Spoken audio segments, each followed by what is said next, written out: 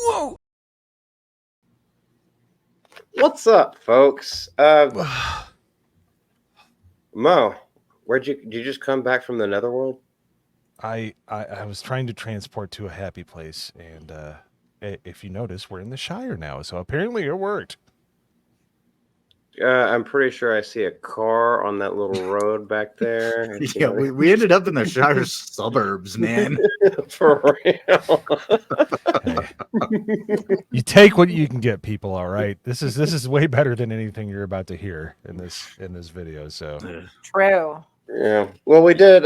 We were forced by ABF to watch the first 3 episodes of Rings of Power Season 2. And so we're coming together not to give you a detailed description or review, although we're just going to have a conversation and it's more lighthearted. We're just going to we'll have a gaff, shall we say. But how's everyone doing? Nobody was forced. Stop it with that. You all chose to be there. I just threw an event and everyone was like, yay, I'm having so much fun. Let's do this. And then all of a sudden now you guys want to sue me. We have messages. We have messages, brother. Yeah, you got the receipts. Mandatory. You said it multiple times. You said it's mandatory. Well, and then my complaint, I have to send my complaint to China, apparently. Mm-hmm. Wow. The fax machine broke, so we couldn't take it that way. Well, that's just a bunch of... Anyway. But my get up is how the show made me feel. And let's just start off this conversation. I'm going to let it's just going to be a conversation. I'm not taking point or lead on anything, but I just want to say the absolute first note that I wrote during the first episode. Galadriel escapes the pussy. Undying lands are veiled with a labia. Wow. that's a note. I mean, all right. If you looked at the visuals of it, that's exactly what the Undying Lands looked like. It looked like pussy lips opening up, and then she jumped into the ocean and started swimming back. Oh, I didn't even think about that. Wow. Whoops. Maybe I'm straight.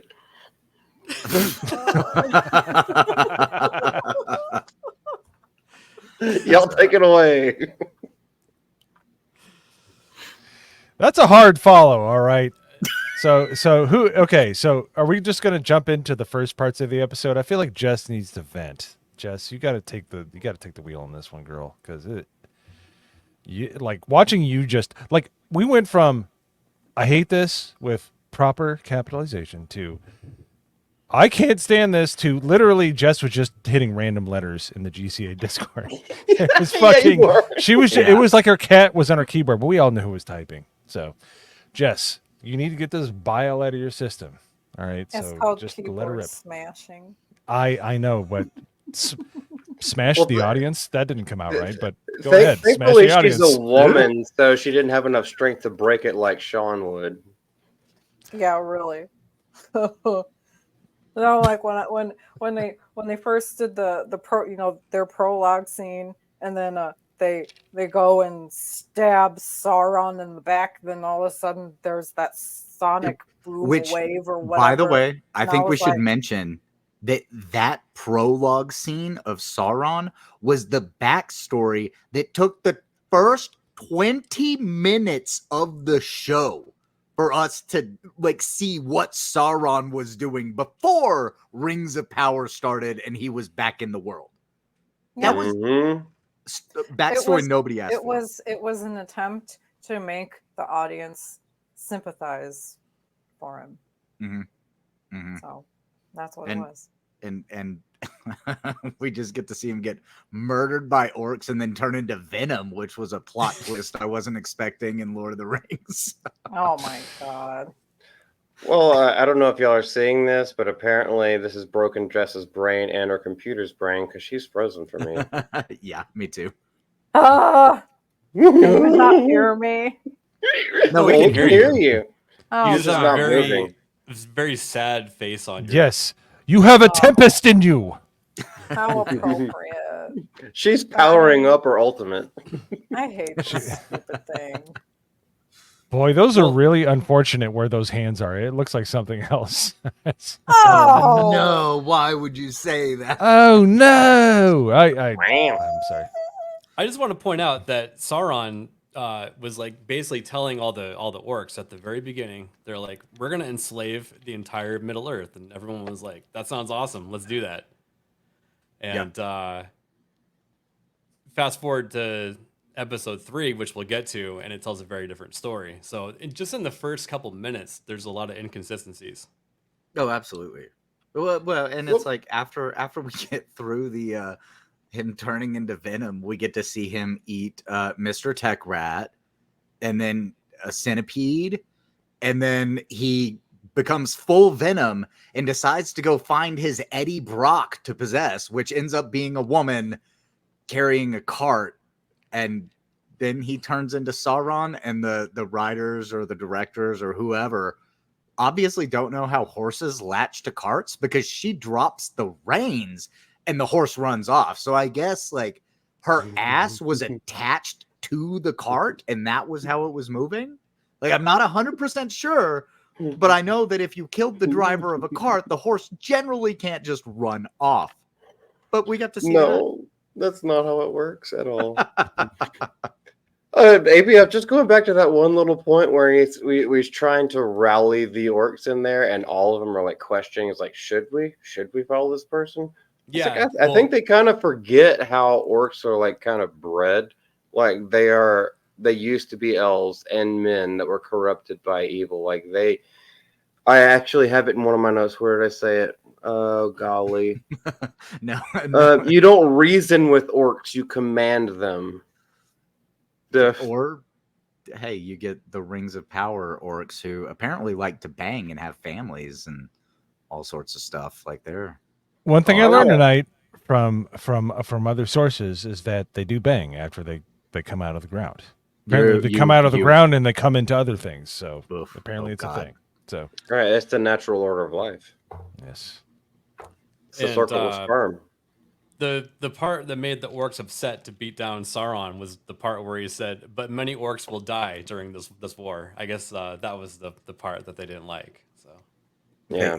They all want to live, though. Like they just want to be happy and have their families. Why would they go to war? Sounds like a bunch of liberals is like, oh no, we'll fight for our cause. Wait, it might cost our lives. Never mind. Let's cancel this guy instead. Like seriously. Like this is from the where they basically say an orc would lose 1,000. We would lose 1,000 orcs to kill a human, and a human wouldn't lose one to kill 1,000 orcs. It's just like they all they want to do is hate and destroy. That's what they do. Somebody said it best. I can't take it. They are the hammer of Sauron. Yes. Like they are at his will. They are not human. They are not redeemable. They're not to be empathized with. They are pure evil, literally, and that's how they were written. And the fact, all right, sorry, I'm going off the deep end here. Go ahead. You're good because Jess has something she wants to say. Oh, totally. Yeah, that's why I was quiet. My Swedish sister, Skull. The orcs were made to mock the elves.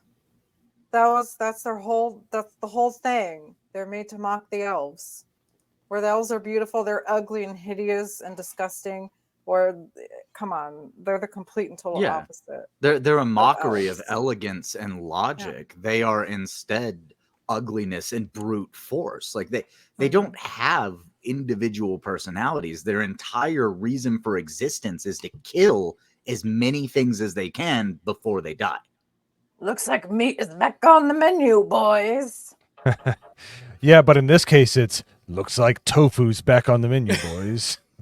We just want to have our families. Did you see that? The orc. I just want to fuck my ugly wife and baby, and like, and I'm like, what? You know that orc doesn't get head. There was too much teeth in that woman's mouth.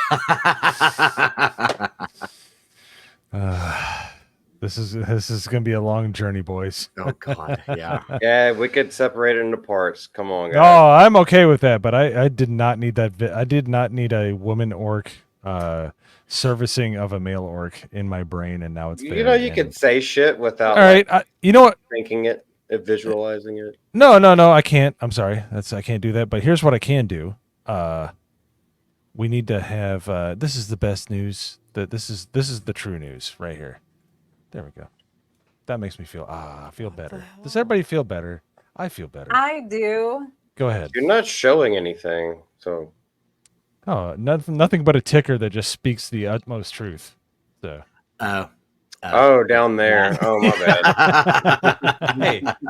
Hey, we were talking about orc teeth, and I didn't want to look down. So. I wasted my bandwidth streaming it to you guys so we could all enjoy ourselves in the party. It was so much fun. Enjoy ourselves. Yeah. He sacrificed to There we feed go. on our souls and our joy. Well, I mean, those are your words. Fair. I was just taking it all in. Did you guys talk about black goo Sauron? Yes. A little bit. Yeah, a little bit. Ooh. Did you Nice- did you nice mention fake how signature. like when he came out of the mountain, it almost looked like he was being birthed or something right out of the mountain?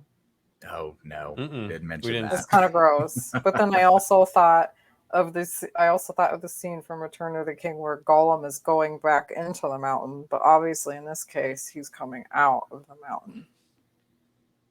The flop on the rock was actually kind of funny. That was Mhm. unnecessary. Yeah. He just fell out like a pancake that somebody just dumped off of a pan. That was really good, The actually. Lord of Evil and everything that is bad in the world, and he just kind of falls over. I just want to point out that shortly after the cart scene is when we got the title card of Yes. Rings of Power. 20 that was minutes like- into the episode. That was 20 minutes in, yeah. Mhm. Dude, okay. When they finally link up that shipwreck is, and as soon as he is rescued, because he learned Beast Trick from Knights of the Old Republic, apparently from this thing that was like dead set on killing the ship. But then once they're all drowning in the water, it goes straight for him with his mouth wide open, and then just like passes them all and lets them get up to the wreckage. And that wreckage is what Galadriel is like swimming towards. Yeah. Rings of Power season 2. It's like, what the fuck is this? I hate this show so much.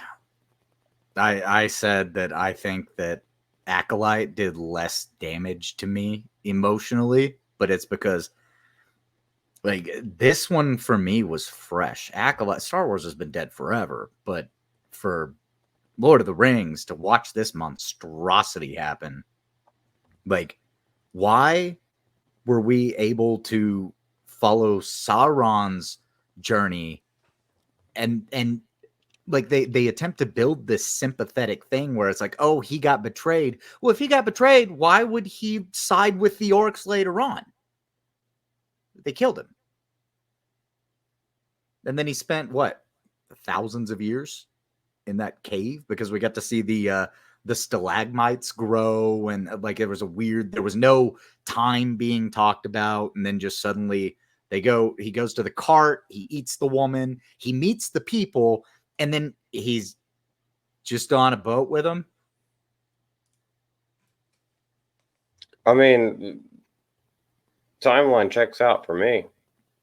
I know, but I mean, No, it actually doesn't. Like, I'm just saying wild shit because obviously that's a bunch of yeah. No, I So- just mean I know by the sense of like he just met these random ass people, and then all of a sudden on a boat, all of a sudden Galadriel's there. It was also fast. Did you talk about Platitude Guy who was like, "Hey, son, cheer up, man." Yeah, I was barely about met to. So yeah, so we haven't he gotten quite to that point yet, but yeah. no, but okay. So it literally here's the point of what's wrong with Rings of Power and every other show out there. These things are called a story arc. What these guys do is a storyline. They don't let it come to fruition. There's no redemption or condemnation. It's just like I can just make them good. Whatever. It's the end. It's literally like that old school Bugs Bunny cartoon where you can just change Donald Duck's reality at his whim. You know, it's so stupid. it's literally like Deus Ex Machina, and the guy behind the typewriter controls the show. It's like New Nightmare, if you're familiar with that. Where, I know that one. yeah, dude, underrated movie. Anyways, It's very totally. good. Yes, but it's basically like Wes Craven gets to control the direction of the movie, and that's literally what they're doing. But they're doing it unironically. They are trying to fit in their narrative without properly portraying like interpersonal relationships, and that's what's so jarring about this. It's like literally these people aren't human. They're people wearing skin suits. And if you've ever seen the two people that are in charge, the two showrunners, they look like they're trying to impersonate humans. They look like aliens. So the Wachowski brothers. Which are way better than the sisters, by the way. I don't know how that happened, but that is true. Yeah, but you are correct in a certain point of that this all felt like they were trying to use the budget for style over substance. There is absolutely no substance. It's all stolen, not only from biblical scripture and paraphrased Bible verses, completely parodied versions of stuff from Peter Jackson's Lord of the Rings trilogy. Not only in the words from Philippa Boyens and Fran Walsh, but also in the shots that were from that thing. Like, they don't have anything there. They're just trying to make it look pretty, and there's absolutely nothing behind the writing or the dialogue whatsoever. The scene that it goes to with Galadriel and Elrond, you know, they're chasing each other. She's reaching out and trying to grab the pouch that the rings are in. That's basically, they were copying when the Nazgul chasing Arwen and trying to reach for Frodo. Yep. It's insane too how like she lost him, like he disappeared. Then she's like backtracking. Then all of a sudden she runs into Elven guards, and they're like, "Oh, Elrond said you need to go see the king." And then all of a sudden he's there with the king, and then they're like, "Oh, hello." And I'm like, "What? Yeah." But what? But did you hear the music during that scene? That's what they were trying to replicate and play off from Fellowship of the Ring. However, the music in that scene kind of treats it like the chase between Ramesses and Moses in Prince of Egypt, where they're just like having their little singular chariot chase. Oh, I'm gonna get you. No, I'm gonna get you. No, I'm gonna get you. And then you find out that there's actually stakes at the end of it. Everything's fucking ripped off. Oh yeah. Since we're talking about Ramses the Third, I have to paraphrase Yul Brynner. This is basically the overarching, even if you speak correct English, with the Rings of Power and all these other shit shows. The original term is from the Ten Commandments. So let it be written, so let it be done. But with these people, it's so let it be written, so let it be dumb. And that's all we get. It's just like literally the basement bottom shit, just garbage. Like, I can't stand it. They're ruining my background by proxy. Like, it almost feels like it almost feels like everything in this is just a MacGuffin. Like, because there's not really any characters, right? Like, you don't care about anyone. You don't care about anything. Everything just serves its purpose to move the story along. And you just have to sit there and watch this emotionless, like thoughtless dribble roll out. Like, even whenever we get to the point of the rings and them having the rings, right? Everybody treats the rings as though they're these evil, terrible things. And it's like that you just screwed up all of the lore behind why the rings were created by making everyone like hunger for the rings as they're being just. They're not even the one ring. They're just the ring. They're just rings. They're not the one ring, and they're making it act like. And you make a great point, because if you were in this world, you would say ban all assault rings. What's an assault ring? You know, one with a barrel shroud. But it's like, but that's the perfect point. It's the whole thing. It's like, you know, what if you have a weapon, whether it be a pin, a sword, a gun, or anything else, or you know, a certain explosive device that uses atomic things, it's who wields it that is the problem, not the weapon itself. And J.R. Tolkien obviously understood that, obviously, because the whole thing is based around this uber weapon that he, it depends on who's holding it, and it's, it's a meta conversation about the rest of the world. So that's why when you have like these two idiot showrunners and all of these idiot directors, they look at that and they're like, Woman well, directors, obviously the by the ring way. is the weapon, because they look at guns as the reason for violence. It's like, that's not how that works. That is the implement. That is the thing that gets you in, that will allow you to fulfill your mission. It is not. It is an implement. It is a weapon. It is an extension of you. It is not evil in and of itself. And that's why these people fail, because they're morons, because they look at the world as like, well, this thing that just sits on a table, if I never touch it, it'll never do anything. But it's evil inherently because reasons. That's why they suck. That's why orcs have babies. That's why the ring is evil. That's why everything else in this. I know I kind of broke it down a little too hard right there, but that is an insight into the people that wrote these stories and that directed these shows.